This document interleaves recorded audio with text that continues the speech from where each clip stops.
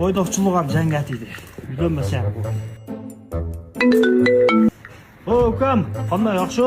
Yaxshi shukur aka. Qachon uylanasiz? Ya aytmagan, senela qoldim. Qiz bo'lsa uylanan uka. Tashirlikdan qizlarni boshiga atayotqo.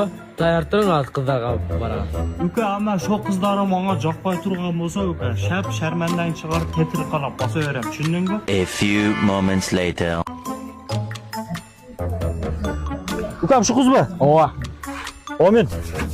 Shu qiz men baxtli bo'lib ketayin, uka. Baxtli uylanib ketayin. Alloh. Qandaysiz, jongiz? Yaxshisizmi? Yaxshi, qandaysiz? Yaxshi. Oting kim? Sezmay. Sezmay. Arslan bo'ladi. Qonishdan.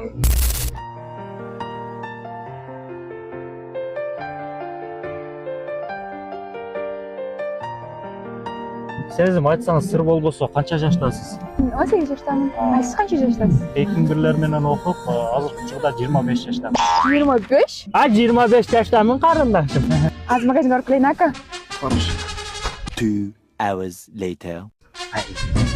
Yo, o'tir. Buni magazinga ketib qolayin deb shart etib ketdi. Men oldim akaga. Ne oldu aka? Maktab düştümü? Ya boy qoldi uka. Bundan ham pay berdi. Ko'rinishilar 2 million deb turadi uka, qalinidan ele. Как будто bir jeri oltindan to'yapti.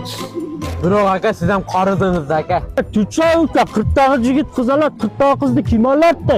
Sen meni askar bilan qilib olgin uka, mayli. Bu turishda sizni yerga berish kerak. Mana vazelinni ko'rdingmi? Men apteka olib kelay. Ya berkan, ne?